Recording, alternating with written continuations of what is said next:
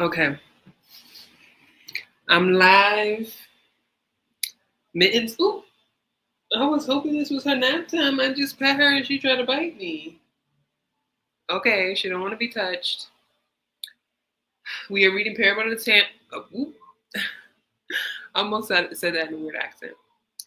This is Parable of the Talents, chapter 7, I believe. The book says, on screen it says chapter 8. It's like, whatever, one number ahead for whatever reason. I'm going to try to get all my giggles out because I saw just a funny video that just reminded me of a phrase that I found funny, I feel like years ago. Okay, let me read the description of this live. So I'll be hosting read-alongs and sharing reflections on Octavia Butler's Parable of the Talents. These sessions will continue until I've completed streaming the book. Unlike a traditional book club, these read-alongs are made so you don't need to read ahead or collectively participate. Instead, I'll be streaming on specific dates and times, and recordings will be available for rewatching at your convenience. This way, everyone can engage at their own pace and capacity with zero accountability needed. I will play the audiobook in the streams for at least 1 hour uninterrupted, and at the end of each stream, we will reflect on the book. I have the physical book here with me, and hopefully this is working because I just uploaded it on Patreon, so I should be seeing it. And yeah, I guess in the next 3 minutes, I'll start. I'm always really timely. So I do not like doing things not on time.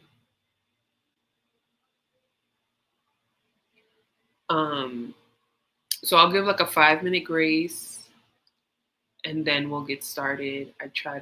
Last time I couldn't make it on time, but the other times before that I did, and this time I did, and every other time I will, unless it's some extreme thing, but that's just my only thing.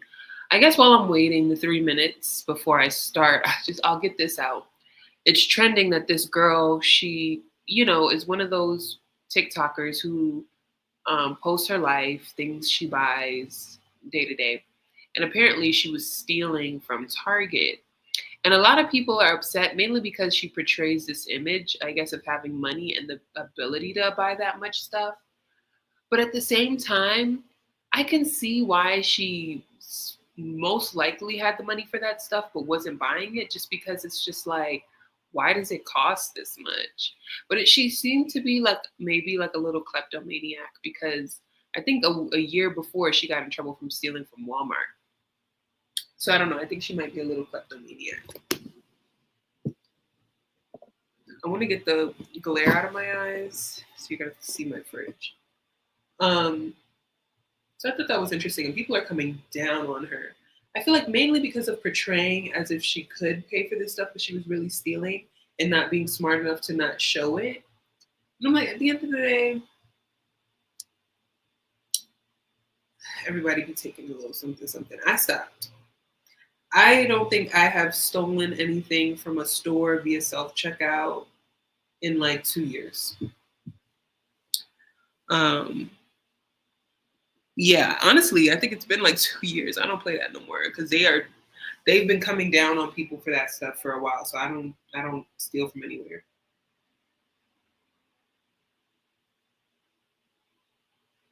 Okay, we're gonna start in like 1 more minute.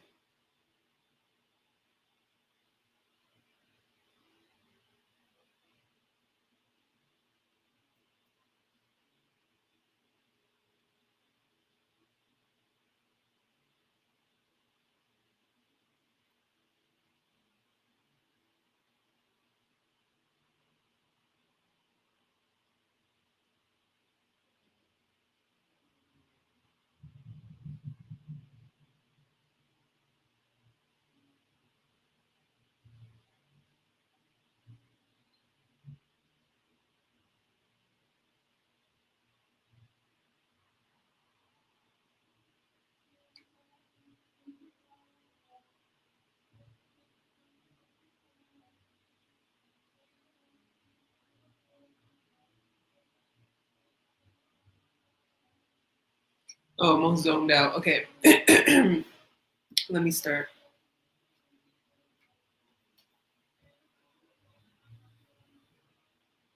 Chapter 7 from Earthseed, The Books of the Living. The child in each of us knows paradise. Paradise is home. Home as it was, or home as it should have been. Paradise is one's own place, one's own people, one's own world, knowing and known, perhaps even loving and loved. Yet every child is cast from paradise into growth and destruction, into solitude and new community, into vast, ongoing change. From Warrior by Marcos Duran. When I was a kid, I never let anyone know how much the future scared me. In fact, I couldn't see any future. I was born into a world that was no bigger than the walled neighborhood enclave where my family lived. My father had lived there as a boy and inherited the house from his father. My world was a cage. When one of my brothers dared to leave the cage, to run away from home, someone outside caught him and cut and burned all the flesh from his living body. Sometimes I catch myself wondering how long it took him to die. I admit my brother was no angel. He was mean and not very bright. He loved our mother and he was her favorite, but I don't think he ever gave a damn about anyone else. Still, even though he was as tall as our father, he was only 14 when he was killed. To me, that makes the men who killed him worse than he ever was. How could they be human and do a thing like that to somebody? I used to imagine them, the killers, waiting for me whenever neighborhood adults with guns risked taking us out of the cage for a little while. The world outside was like my brother at his worst, multiplied by about 1,000. Stupid, mean, so out of control that it might do anything. It was like a dog with rabies, tearing itself to pieces and wanting to do the same to me. And then it did just that. Oh, yes, it did. I could return the compliment. I could have reached for the power to do that, but I would rather fix the problem. What happened to me shouldn't happen to anyone. Yet such things have happened to thousands of people, perhaps millions. I've read history.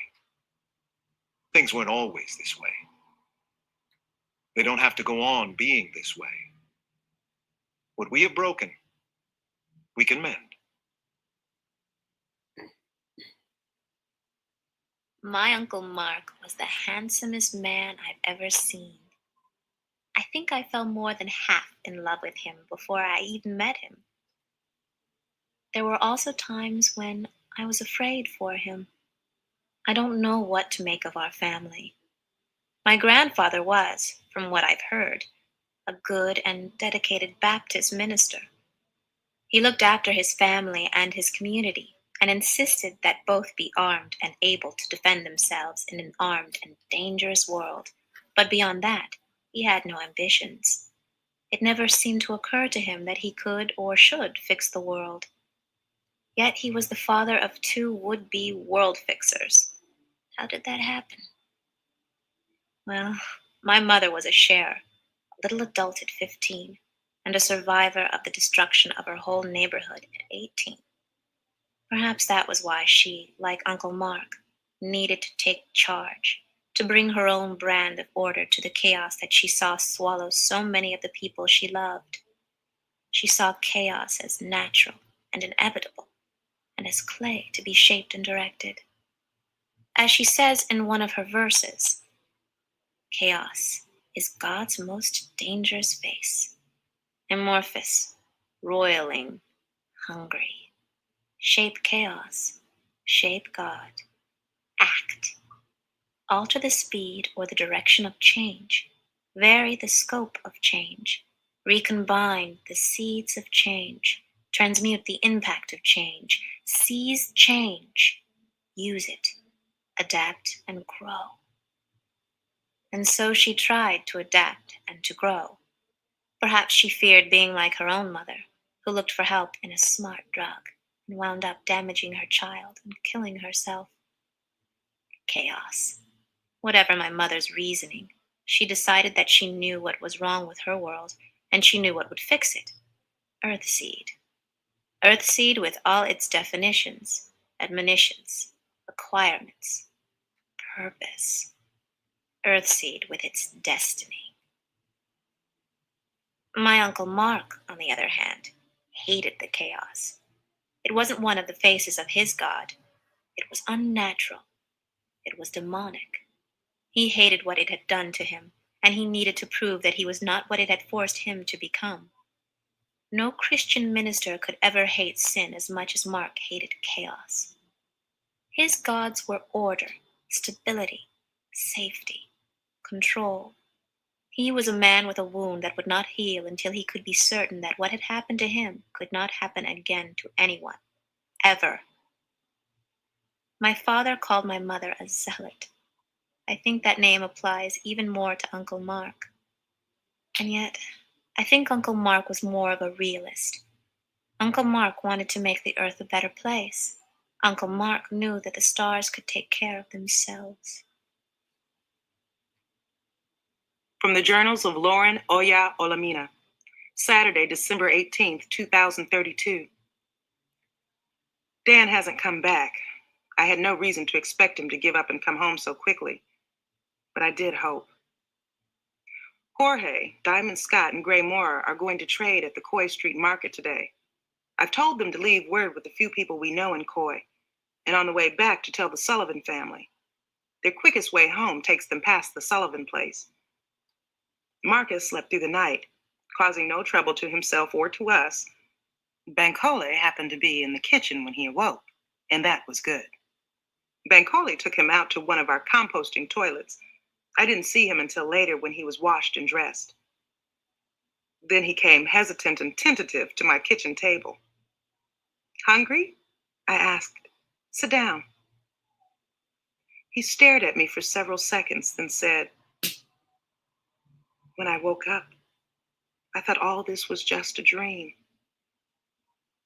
I put a piece of fruit-laden acorn bread in front of him. We had both been raised on the stuff because our old neighborhood happened to have several very fruitful California live oak trees within the walls. My father didn't believe in waste, so he found out how to use acorns as food. Native Americans did it, we could do it. He and my mother worked at learning to use not only acorns, but cactuses, palm fruit, and other plants that might otherwise be seen as useless. For Marcus and me, all this was food from home. Marcus took the acorn bread, bit into it, and chewed slowly. First, he looked delighted. Then tears began to stream down his face. I gave him a napkin and a glass of what had once been a favorite morning drink of his, a mug of hot, sweet apple juice with a lemon squeezed into it. The apples we pressed in Southern California were of a different variety, but I don't think he noticed. He ate, wiped his eyes, looked around. He stared at Bankole as Bankole came in, then focused on the rest of his breakfast, all but huddling over it the way a hawk does when it's claiming and protecting its kill. There was no more talk for a while. When we had all had enough to eat, Bankole looked at Marcus and said, "I've been married to your sister for 5 years. During all that time, we believed that you and the rest of her family were dead." "I thought she was dead too," Marcus said. "Zara Balter, she was Zara Moss when you knew her. She said she saw all of you killed," I told him. He frowned. "Moss? Balter?" We didn't know Zara very well back home. She was married to Richard Moss. He was killed and she married Harry Balter. "God," he said, "I never thought I'd hear those names again. I do remember Zara. tiny, beautiful, and tough. She's still all three. She and Harry are here. They've got 2 kids. I want to see them. Okay. Who else is here? A lot of people who've been through hard times. No one else from home, though. This community is called Acorn. There was a little girl, Robin. Robin Balter? Harry's little sister. She didn't make it. You thought I didn't? I saw Robin's body, Mark. She didn't make it. He sighed and stared at his hands resting in his lap. I did die back in 27. I died. There's nothing left. There's family, I said. There's me, Bankole, the niece or nephew who'll be born next year. You're free now. You can stay here and make a life for yourself in Acorn. I hope you will. But you're free to do what you want. No one here wears a collar. Have you ever worn one? He asked. No. Some of us have been slaves, but I never was. And I believe you're the first of us who's worn a collar. I hope you'll talk or write about what happened to you since the old neighborhood was destroyed. He seemed to think about that for a while. No, he said. No. Too soon. Okay, I said, but do you think any of the others could have survived? Corey or Ben or Greg? Is it possible? No, he repeated. No, they're dead. I got out. They didn't. Sometime later, as we got up from the table, 2 men arrived by truck from the little coastal town of Halstead. Like Acorn, Halstead is well off the main highway. In fact, Halstead must be the most remote, isolated town in our area with the Pacific Ocean on 3 sides of it and low mountains behind it. In spite of all that, Halstead has a major problem. Halstead used to have a beach, and above the beach was a palisade where the town began. Along the palisade, some of the biggest, nicest houses sat, overlooking the ocean. On one side of the peninsula were the old houses, large, well-built wood frame structures. On the other side were newer houses built on land that was once a seaside golf course. All of these were lined up along the palisade. I don't know why people would build their homes on the edge of a cliff like that, but they did. Now, whenever we have heavy rains, when there's an earthquake, or when the level of sea rises enough to saturate more land, great blocks of the palisades drop into the sea, and the houses sitting on them break apart and fall. Sometimes half a house falls into the sea. Sometimes it's several houses. Last night it was 3 of them. The people of Halstead were still fishing victims out of the sea. Worse, the community doctor had been delivering a baby in one of the lost houses. That's why the community was turning to Bankole for help. Bankole had been on good terms with their doctor. The people of Halstead trusted Bankole because their doctor had trusted him. What are you people thinking? Bankole demanded of the weary, desperate Halstead men as he and I snatched up things he would need. He was adding to his medical bag. I was packing an overnight case for him. Marcus had looked from one of us to the other, then moved off to one side out of the way. Why do you still have people living on the cliffs? Bankole demanded. He sounded angry. Unnecessary pain and death still made him angry. How many times does this kind of thing have to happen before you get the idea? He asked. He shut his bag and grabbed the overnight case that I handed him. Move the damned houses inland, for heaven's sakes. Make it a long-term community effort. We're doing what we can, a big red-haired man said, moving toward the door. He pushed his hair out of his face with a dirty, abraded hand. We've moved some. Others refuse to have their houses moved. They think they'll be okay. We can't force them. Bankole shook his head, then kissed me. This could take 2 or 3 days, he said. Don't worry, and don't do anything foolish. Behave yourself. And he went. I sighed and began to clear away the breakfast things. So he really is a doctor, Marcus said. I paused and looked at him. Yes, and he and I are really married, I said. And I'm really pregnant. Did you think we were telling you lies? No, I don't know. He paused. You can't change everything in your life all at once. You just can't. You can, I said. We both have.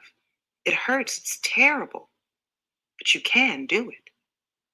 He reached for the plate I was about to take and scavenged a few crumbs of acorn bread from it. It tastes like Mama's, he said, and he looked up at me. I didn't believe it was you at first. Yesterday in that godforsaken shanty town, I saw you, and I thought I had finally lost my mind. I remember I thought, good, now I'm crazy. Now nothing matters. Maybe I'll see Mama too. Maybe I'm dead. But I could still feel the weight of the collar around my neck. So I knew I wasn't dead, just crazy. Then you knew me, I said, and you looked away before Cougar could see that you knew me. I saw you. He swallowed, nodded. A long time later, he shut his eyes and leaned his face into his hand.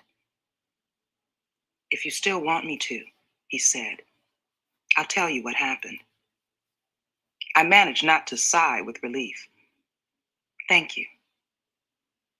I mean, you've got to tell me things too, like how you wound up here and how you wound up married to a man older than Dad. He's a year younger than Dad. And when we had both lost almost everything else and everyone else, we found each other. Laugh if you want to, but we were damned lucky. I'm not laughing. I found good people too, at first. Or rather, they found me. I sat down opposite him and waited. For a time, he stared at the wall, at nothing, at the past. Everything was burning on that last night, he said. His voice was low and even. There was so much shooting. Hordes of bald, painted people, mostly kids, had rammed their damn truck through our gate. They were everywhere. And they had their fun with Ben and Greg and Mama and me. In all the confusion, Lauren, we didn't even know you were gone until we had almost reached the gate. Then a blue-painted guy grabbed Ben, just snatched him and tried to run off with him. I was too small to do any good fighting him one-on-one, but I was fast. I ran after him and tackled him. I might not have been able to bring him down by myself, but Mama jumped on him too. We dragged him down, and when he fell, he hit his head on the concrete and he dropped Ben. Mama grabbed Ben and I grabbed Greg. Greg had hurt his foot, stepped on a rock and twisted it while we were running. This time we made it out through the wrecked gate. I didn't know where we were going. I was just following Mama, and we were both looking around for you. He paused. What happened to you? I saw someone get shot, I said, remembering, shuddering with the memory. I shared the pain of the gunshot, got caught up in the death. Then when I could get up, I found a gun. I took it from the hand of someone who was dead. That was good because a moment later, one of the paints grabbed me and I had to shoot him.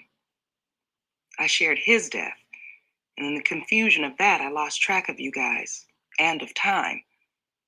When I could, I ran out of the gate and spent the rest of the night a few blocks north of our neighborhood, huddling in someone's half-burned garage. The next day I came back looking for you. That's when I found Harry and Zara. We were all pretty beaten up. Zara told me you guys were dead. Marcus shook his head. I wish we had been with you. Then we could have been just beaten up. Everything went wrong for us. Just as we went through the gate, another group of paints arrived. He paused. You know, I met some paints later, Most of them killed themselves off with their drugs or with their drug-induced love of fire. But there are still a few around. Anyway, I was collared with some a few months ago. They said their whole deal was to help the poor by killing off the rich and letting the poor take their stuff. If you lived in a place where the houses weren't falling down, and especially if you had a wall around your neighborhood or your house, that meant you were rich. The crazy thing was, a lot of the paint kids really were rich. One of the girls I met, her family had more money than our whole neighborhood put together. She had pretty much given up everything for the paints. But in the end, her friends betrayed her.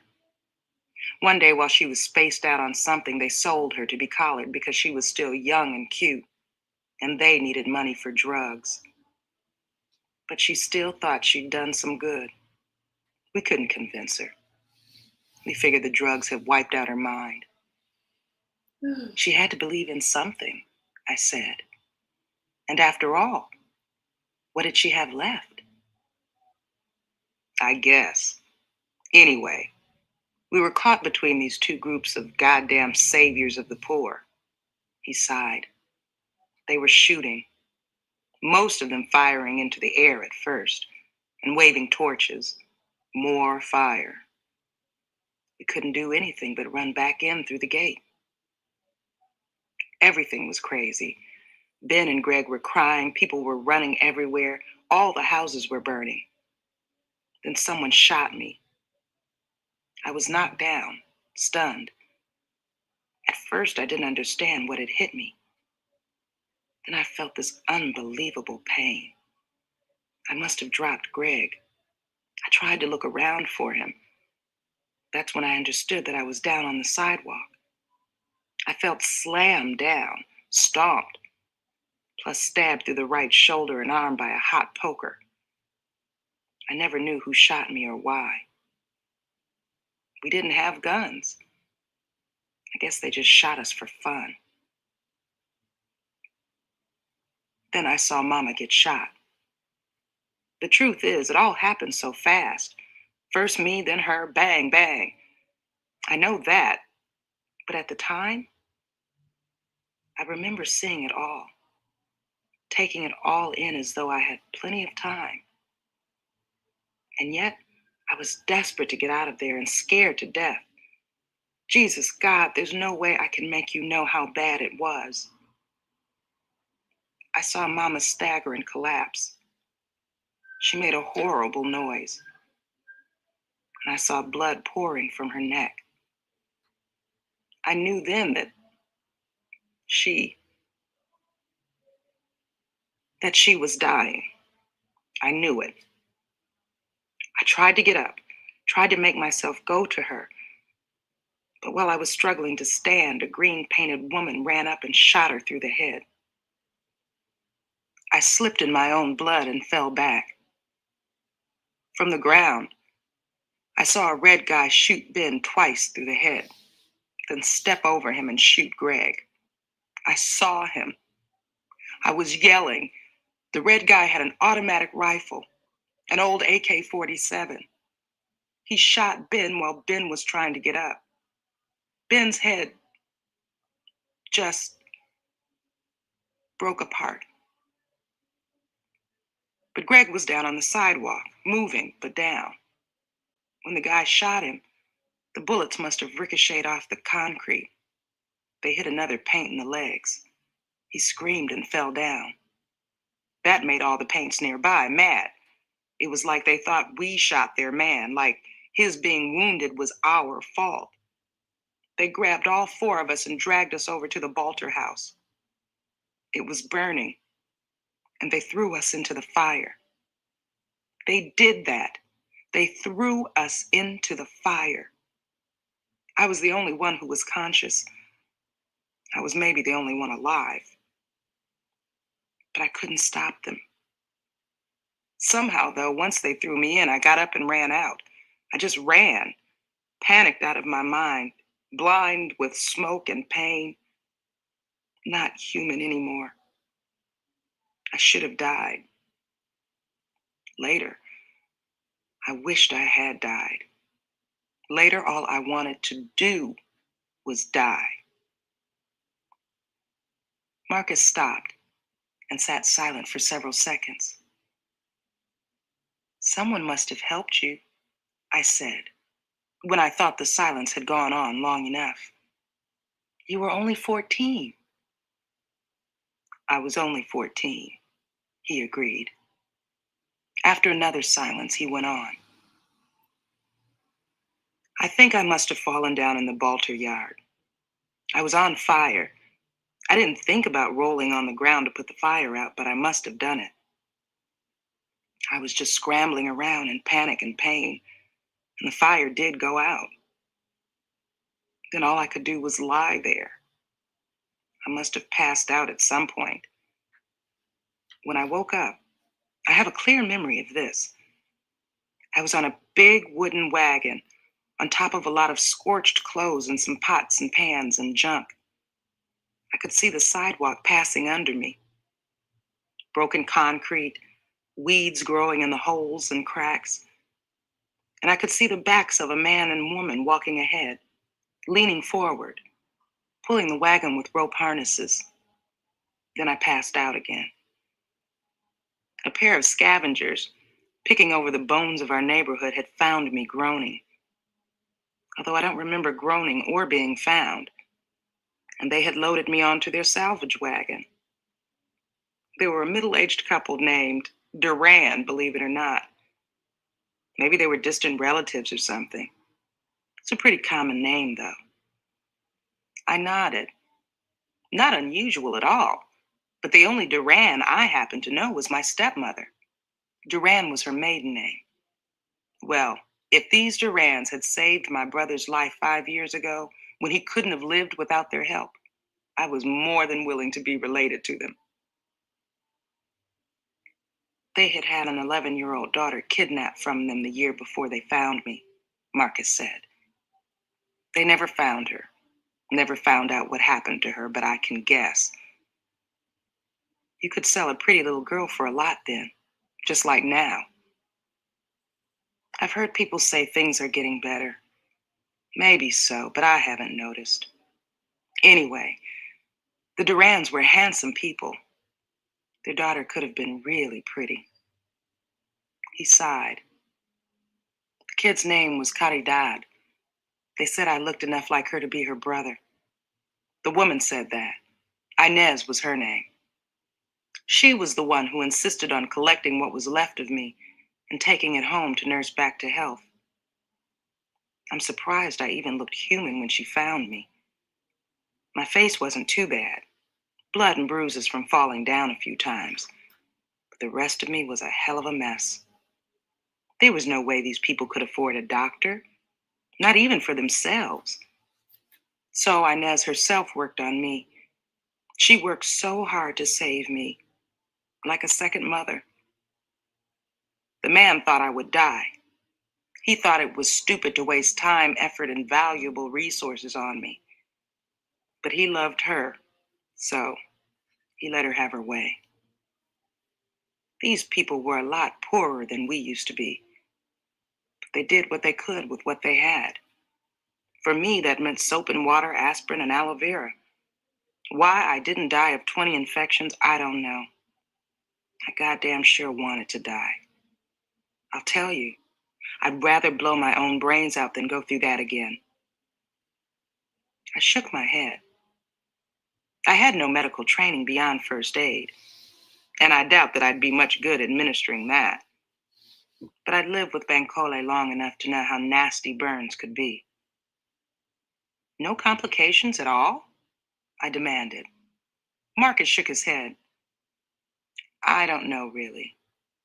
Most of the time I was in so much pain, I didn't know what was going on. How could I tell a complication from the general run of misery? I shook my head and wondered what Bancole would say when I told him. Soap and water and aspirin and aloe vera. Well, a little humility would be good for him. To Marcus, I said, what happened to the Durans? Dead, he whispered. At least I guess they're dead. So many died. I never found their bodies, though. And I tried. I did try. Long silence. Marcus? I reached over and put my hand on his. He pulled away and put his hands to his face. I heard him sigh behind them. Then he began to talk again. 4 years after our neighborhood burned, the city of Robledo decided to clean itself up. The Durans and I were squatters. We shared a big abandoned stucco house with 5 other families. That meant we were part of the trash that the new mayor, the city council, and the business community wanted to sweep out. It seemed to them that all the trouble of the past few years was our fault. Poor people's fault, I mean. Homeless people's fault. Squatters' fault. So they sent an army of cops to drive out everyone who couldn't prove they had a right to be where they were. You had to have rent receipts, a deed, utility receipts, something. At first, there was a hell of a business in fake paper. I wrote some of it myself. Not for sale, but for the Durans and their friends. Most people couldn't read or write, or at least not in English, so they needed help. I saw that some of them were paying hard currency for crap, so I started writing. Rent receipts mostly. In the end, it was all for nothing. Between them, the city and the county owned most of the rotting buildings in our area, and the cops knew we didn't belong there, no matter what papers we had. They drove us all out. Poor squatters, drug dealers, junkies, crazies, gangs, whores, you name it. Where were you living? I asked. What part of town? Valley Street, Marcus said. Old factory buildings, parking structures, ancient houses and stores, all packed with people. And vacant lots full of weeds and trash where people dump inconvenient dead bodies. I continued for him. That's the area, yes. The Durans were poor. They worked all the time, but sometimes they didn't even get enough to eat, especially sharing with me. When I was well enough, I worked with them. We cleaned, repaired, and sold anything we could salvage. We took whatever jobs we could get. Cleaning, assembling, constructing, repairing. They never lasted long. There were a lot of people like us and not so many jobs, so wages were terrible. Just food and water sometimes, or some old clothes or shoes or something. They'd even pay you in American money if they thought they could get away with palming it off on you. Hard currency if they gave a damn about treating you right. Most didn't. Also hard currency if they were a little bit afraid of you or of your friends. In spite of all our efforts, there was no way we could afford to rent even a shabby little apartment or house. We lived on Valley Street because we couldn't do any better. With all that, though, probably wasn't as bad as you think. People looked after one another there, except for the worst junkies and thugs. Everyone knew who they were. I did reading and writing for people even before the fake paper craze. They paid me what they could. And I helped some of them hold church on Sundays. There was an old carport behind the house we lived in. It projected from a garage where 3 families lived, but as it happened, no one lived under the carport. We met for church there, and I would preach and teach as best I could. They let me do that. They came to hear me even though I was a kid. I taught them songs and everything. They said I had a gift, a calling.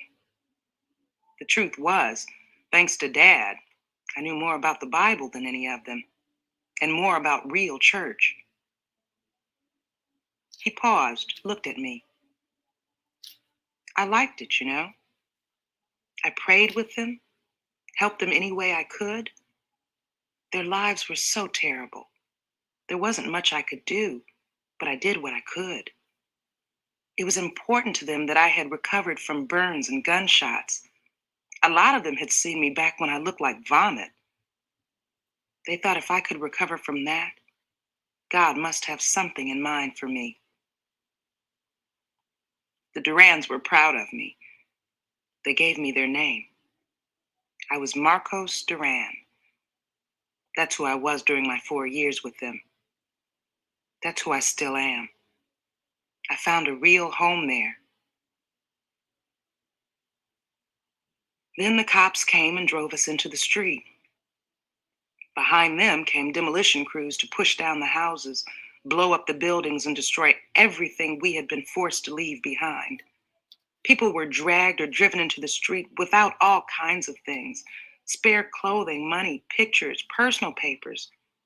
Some people who couldn't speak English were even driven out without relatives who had managed to hide. Okay, I'm pausing right here because that's not a new chapter, technically. We're still in the same one.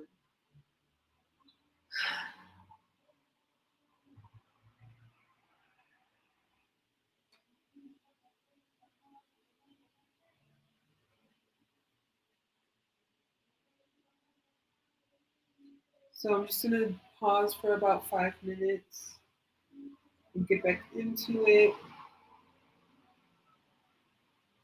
Just going to take a quick bathroom break, I think.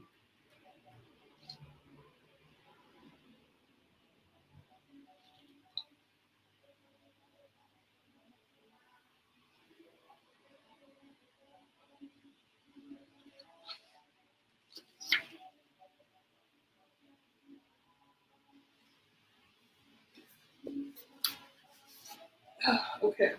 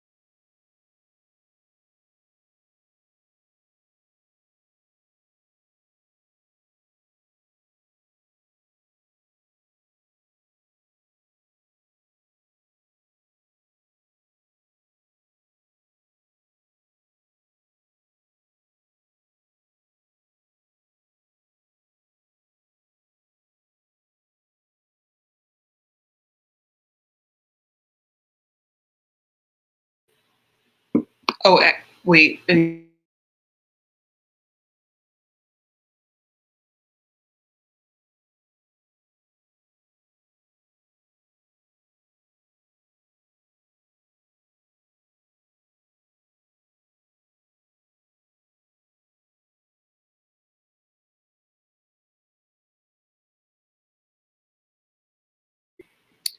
okay. Was that about 5 minutes? Oh no.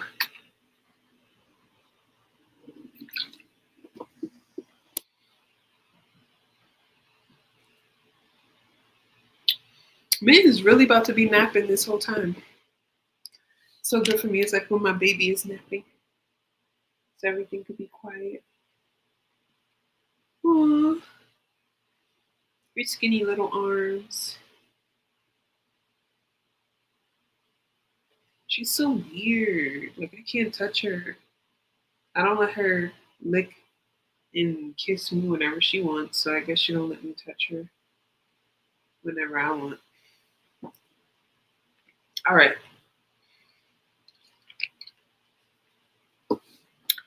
Back to business. Sick or disabled to run. The cops dragged some of these out and put them in trucks. They didn't find them all. I sent them to get 7 that I knew of, and they brought them out. But everything was chaos. People kept trying to run back to get their things, and the cops kept stopping them or trying to. Some of the cops were in armored personnel carriers. The ones on foot had full body armor, masks, shields, automatic rifles, gas, whips, clubs, you name it. But still, some people tried to stop them, or at least to hurt them. The people threw rocks, bottles, even precious cans of food. Then someone fired 3 shots, and one of the cops went down. I don't know whether he was wounded or he tripped, but there were the shots, and he fell. And that was that. Everything went to hell.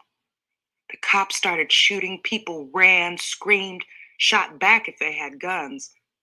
I got separated from the Durans. I started looking for them even before the shooting stopped. No one shot me this time, but I didn't find the Durans. I never found them. I tried for days. I looked at as many dead bodies as I could before they were collected. I did everything I could think of, but they were gone. After a while, I knew they must be dead. And I was alone again. Marcus sat still, staring into space. I love them, he said, his voice soft and filled with pain. And I loved being Marcos Duran, the little preacher. People trusted me, respected me. It was a good life. Most of them were good people, just poor. They deserved so much better than they got. He shook his head. I didn't know what to do, he continued after a moment. I hung around the Valley Street area for 2 more weeks, saw all the buildings go down and the rubble carried away. I stole food where I could, avoided the cops, and kept looking for the Durans. I'd said they were dead, and on some level I believed they were. But I couldn't stop looking. But there was nothing. No one. He hesitated. No, that's not quite right. Some people from my poor, half-assed church came back to see what was left. I met 3 families of them. They all asked me to stay with them. They had relatives squatting in other hovels, overcrowded like you wouldn't believe. But they figured they could take in one more. I had nothing, but they wanted me.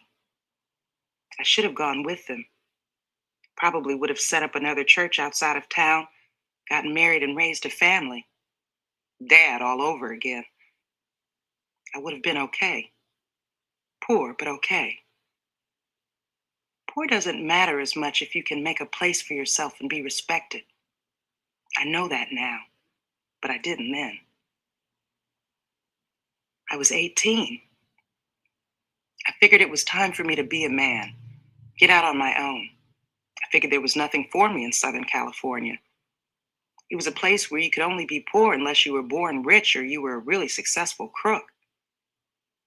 I thought that meant I had to go north. There was always a river of people walking north on the highway. I thought they must know something. I talked to people about Alaska, Canada, Washington, Oregon.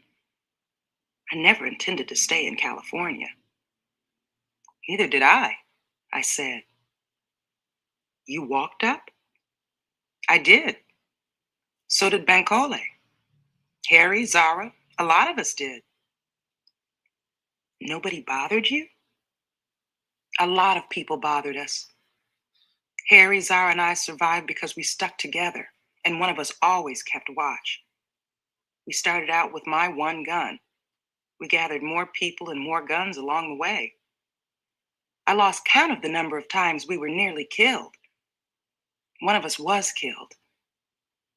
There may be an easy way to get here, but we didn't find it. Neither did I. But why did you come here? I mean, why didn't you keep going on to Oregon or someplace? Bankole owns this land, I said. By the time we got here, well, he and I wanted to stay together. But I also wanted to keep the rest of the group together. I was building a community, a group of families and single people who were still human. You walk the roads for a while and you wonder if anyone is still human. Yeah. The people you brought here, they built this place? I nodded. There was nothing here when we got here but the ashes of a house, the bones of Bankole's relatives, some untended crops and trees, and a well. There were only 13 of us then. There are 66 of us now, 67 with you. You just let people come here and stay? What if they rob you, cheat you, kill you? What if they're crazy? Give me some credit, Mark. His face changed in an odd way. You personally. He paused. I thought at first this was Bankole's place, that he'd taken you in. I told you this is his land. But it's your place. It's our place. I've shaped it, but it doesn't belong to me. I've invited people to come here and build lives for themselves, to join us. I hesitated, wondering how much he still believed in religion as our father had taught it to us. When he was little, he always seemed to take Dad's religion as real, as obvious, as a given. But what did he believe now that he had suffered the destruction of 2 homes and the loss of 2 families, then endured prostitution and slavery? He still had not talked about the last part of his story. Had his religion given him hope? Or had it withered and fallen away when his God did not rescue him? Back in Robledo, he had run a simple outdoor church, had been serious about it. But where was he now? I made myself continue. And I've given them a belief system to help them deal with the world as it is, and the world as it can be, as people like them can make it. You mean you're their preacher? He asked. I nodded. We don't call it that, but yes. He looked surprised, then gave a short bark of laughter. Religion is in our genes, he said. It must be. Either that or Dad did a hell of a job on us.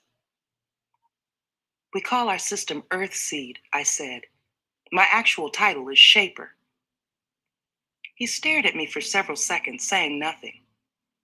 He still looked surprised and now confused. Earthseed? He said at last. My God, I've heard of you guys. You're that cult. So we've been called. There was a politician. He was running for state senate, I think. He won. He was a Jarrett supporter. He was making a speech in Arcata when I was up there, and he was listing devil-worshipping cults. He named Earthseed as one of them. I'd never heard of it, but I remember because he was going on about how the name actually referred to the devil, the seed deep in the earth and growing like poisonous fungus to spread its evil to more and more people. Oh, Mark, I didn't make it up. He really said that. I drew a deep breath. We don't worship the devil. In fact, we don't worship anyone. We are earthseed. Human beings are earthseed. We have no devils. But we're so small that I'm surprised your politician had ever heard of us. And I wish he hadn't. Such lies. He shrugged. It was just politics. You know those guys will say anything. But why would you stop being a Christian? Why would you make up a new religion? I didn't make it up. It was something I had been thinking about since I was 12. It is, a collection of truths. It isn't the whole truth. It isn't the only truth. It's just one collection of thoughts that are true. I could never say anything about it at home. I never wanted to hurt Dad. But his way didn't work for me. I wanted it to. I would have been a lot more comfortable if it had. But it didn't. Earthseed does. But you made Earthseed up. Or if you didn't make it up, you read it or heard about it somewhere. I had heard this many times before. It seemed to be one of the things that every new potential member said. I even kept a simple teaching tool near at hand to deal with it. I got up and went to a bookshelf where a beautiful piece of rose quartz that Bancoli had given me acted as a bookend for the few books I kept here in the house and not in the library section of the school. Look at this, I said, and tell me something. I put the rock in his hands. If I were to analyze this stone and find out exactly what it's made of, would that mean I made it up?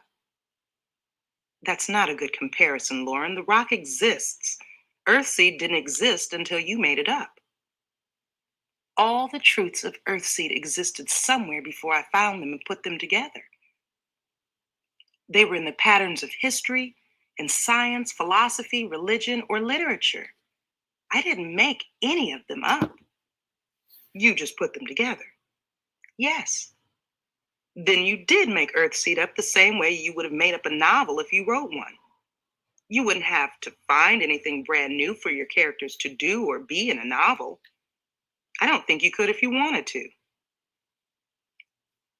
Except that by definition, a novel is fiction. Don't call Earthseed fiction. You don't know anything about it except the lies told by an opportunistic politician. I took down a copy of the first book of the living and handed it to him. Come and talk to me after you've read this. You wrote this? Yes. And you believe in it? I believe it. I wouldn't teach people that things were true if I didn't believe them. Back in Robledo, I remember you were always writing. Keith used to sneak into your room and read your diary. Or at least he said he did. I thought about that for a moment. I don't think he ever read my journal, I said. I mean, I know I was always chasing him out of my room. I chased you out too, plenty of times. But I think if Keith had read my journal, he wouldn't have been able to resist using it against me. Besides, Keith never read anything unless he had to. Yeah. He paused, gazing down at the table. It's weird to think I'm older now than he ever got to be. He still seems older and bigger when I think about him. He was such a goddamn asshole. He shook his head. I think I really hated him, you know? The way he was always making trouble for everybody, beating the rest of us up, except you. He was afraid of you because you were so much bigger. And Mama, she loved him more than she loved all of us put together. It wasn't that bad, Mark. He looked up at me, solemn-eyed. It was, though. She wasn't your mother, so maybe you didn't feel it the way I did. But it was that bad, and then some. I felt it. Toward the end, when she and I needed each other most, I'm not sure she loved me at all. But she was so scared and so desperate. Forgive her, Mark. She was in a hellish place with 4 children to look out for. If it made her less rational than she should have been, well, forgive her. There was a long silence. He stared at the book, open at the first page. All that you touch, you change. All that you change, changes you. The only lasting truth is change. God is change. I couldn't tell whether he had read the words at first. He seemed to stare the way blind people do, unseeing, blank. Then he whispered, "Oh God." And it sounded like a prayer. He shut the book and closed his eyes. "I'm not sure I want to read your book, Lauren," he said. He opened his eyes and looked at me. "You haven't asked how I wound up with Cougar." "I want to know," I admitted. "Simple. My first night walking the freeway, 3 guys jumped me. Big guys. I didn't have much money, and that pissed them off, you know? Like I was supposed to be rich so that robbing me would be worth their while. If I wasn't rich, then I had cheated them and they had the right to get me for it. Shit." He was staring at the table again, and I imagined him as he must have been then, facing 3 big men. He had always been slight and much too attractive for his own good. A beautiful boy. And now, such a handsome young man. I had seen the girls and women of the community staring at him as we brought him from the truck to the house last night. If he stayed, they would be all over him. He would be stronger now. He had a look of wiry strength about him. But even now, he wouldn't be strong enough to hold off 3 attackers. And he'd had no friends with him, watching his back on the freeway that night. After a while, he spoke again, still staring at the table. "They didn't just beat the hell out of me and rape me and let me go," he said. "They kept me so they could do it over and over again. And when they got tired of me, thing about a collar, Lauren, they can torture you with it every day, every goddamn day. And you never have any marks to mess you up and drive down your price, and you never die of it. Or most people don't die of it. Some are lucky. They have heart attacks or strokes, and they die. But the rest of us live no matter what. And if we try to find some other way to die, to kill ourselves, they can stop us. The guy with the control unit can play you the way Mama used to play her piano. You get so you'll do anything, just to get him to let you alone for a few minutes. You walk past a corpse on the road, some poor old guy who couldn't walk any farther, or a woman someone had raped and killed. You walk past the corpse and you wish like hell it was you." He sighed and shook his head. "That's it, really. I had one more owner between Zorro and Cougar, but he was walking shit too. You can't own people and torture them for fun and profit without being shit. A pimp would sell his mother and his daughter if the price were right. And if I ever get the chance, I swear to God, Lauren, I'll stake all 3 of them out and I'll burn them like Jared's people do with their so-called witches." After a moment, he added, "I saw that done once. A burning. Sergeant, my second owner, did it to a woman who tried to kill him in his sleep. She was a beautiful woman. Sergeant and his friends wiped out her family to get her. But then he slept with her before she had learned the rules. These are the rules. Once you've got a collar on, you can't run. Get a certain distance from the control unit and the collar chokes you. I mean, it gives you so much pain that you can't keep going. You pass out if you try. We call that getting choked. Touch the control unit and the collar chokes you. It won't work for you anyway. It's got a fingerprint lock. If the fingers trying to use it are wrong or are dead, it chokes you and stays on choke until someone with the right living fingers turns it off, or until you die. When someone threatens a pimp, sometimes he'll make his oldest, least popular whores fight for him, shield him. The truth is, while they're wearing the collars, all his whores will fight for him no matter how much they hate him. They'll fight hard. They might not even care whether or not they get killed. And, of course, if you try to cut, burn, or otherwise damage the collar, it chokes you. The girl, she tried to take revenge for her family. She never knew why the other whore Sergeant had with him that night stopped her. The other whore begged her not to do it. He tried to explain, but she wouldn't listen. Then Sergeant woke up. The next day, he gathered all his whores together, and he staked the girl out naked and made us all gather wood and stack it around her and on top of her, turn traitor against your kind, against your freedom, against yourself. This was what had been done to him. And what had it made of him? Who and what was he now? No one could go through what he has gone through and not change somehow. No wonder the first of the Earthseed verses had reached him. I took him to see Zara and Harry, and they both hugged him, amazed. Zara in particular, who had seen him shot and thrown into the fire, kept staring at him and touching him. He stared back at them, the way I've seen half-starved people stare at food that they couldn't beg, buy, or steal.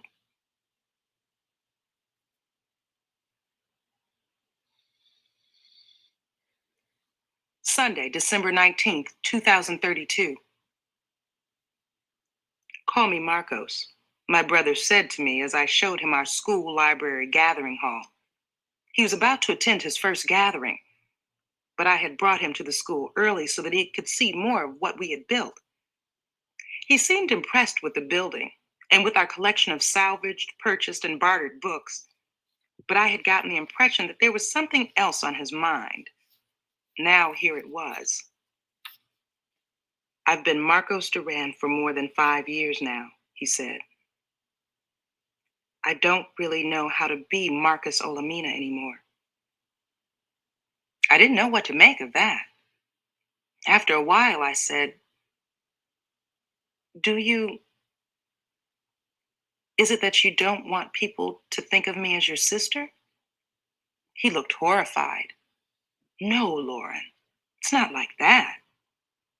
He paused, thought for a moment. It's more like Marcus Olamina was my childhood name. I'm not that child anymore. I'll never be him again. I nodded. Okay. And then, thanks to Bankole, just about everyone here calls me Olamina. So maybe it's just as well. Less confusing. Your husband calls you by your maiden name? He doesn't like my first name, so he ignores it. That's fair. I didn't like his first name either. It's Taylor, by the way, and I ignore it. My brother shrugged. Your business, I guess. Just call me Marcos. I shrugged too. All right, I said.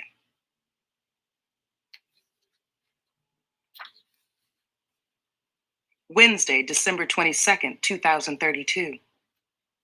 Bankole is home. He says the doctor in Halstead is dead, and the people there, the mayor and town council, have asked him to move there and become their doctor full time. He wants to, for my sake and the baby's as well as his own. He wants to more than anything. It's a chance that may not come his way again, he says. He's an old man, he says. He's got to think of the future, and I've got to think of the baby, he says. I've got to be realistic, for God's sake, and stop dreaming, he says. I'm not conveying the full flavor of this. It's the same old stuff. He said most of it before, and I'm damn tired of it. But it's worse now. It's scarier. Bankole means it more than he ever has before, because he has an offer now, a real offer. And he means it because there is this small new life between us, growing inside me. I've had no morning sickness, none of the swellings and discomforts and moodiness that Zara has when she's pregnant. And yet, I don't doubt for a moment that my daughter is within me. Bankole's checked, and he says she's a girl. In gentler moments, we bicker about her name. Beryl, like his mother, or from my point of view, almost anything that isn't Beryl. Such an old-fashioned name. But sometimes all of the ease and the joy and the love that I feel because our child is growing and developing within me seems lost on Bankole.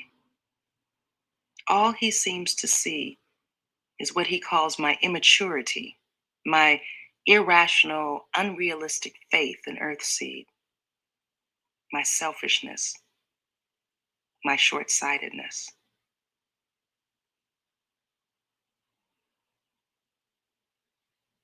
Okay.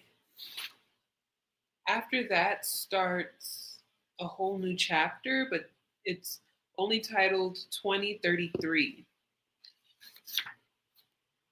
So I wonder what this last 2033. Okay, so that starts the new section, which I'm pretty excited for because we're gonna get some Olamina challenged in different ways. Olamina is gonna be challenged by Bankole to move out of Acorn. Olamina is gonna be challenged by Marcus, aka Marcos. So I'm interested to see that unfold. I want to hear more about Olamina's process of writing out the Book of the Living. And yeah, what this is making me think of, I think maybe it'll be tomorrow, well, where I will record a standalone video for Patreon and do a reaction to one of my older YouTube videos. But in the standalone video, I think I'm going to be talking about like the predictions people have under Trump.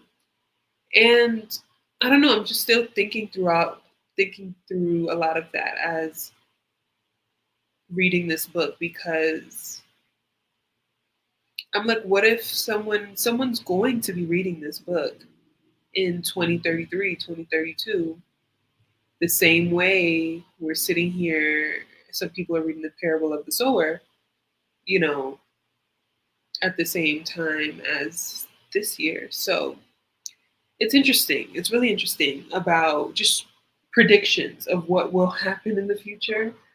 Thank you for being quiet, Mittens. What will happen in the future? What is reasonable to prepare for? That's been on my mind a lot. A lot. So I'm going to be talking about that. And yeah, this book read was great. I wish I just streamed it on YouTube because I don't have too many like free hours on StreamYard. So it makes me nervous. I might have to cancel some of the co-working sessions, but I don't want to because I literally can't get work done without the co-working sessions. Same way I couldn't get through this book without being here reading it. 131 pages down. Like, this is phenomenal. So I'm really excited. I kind of just want to sit here and keep listening because now it's getting good.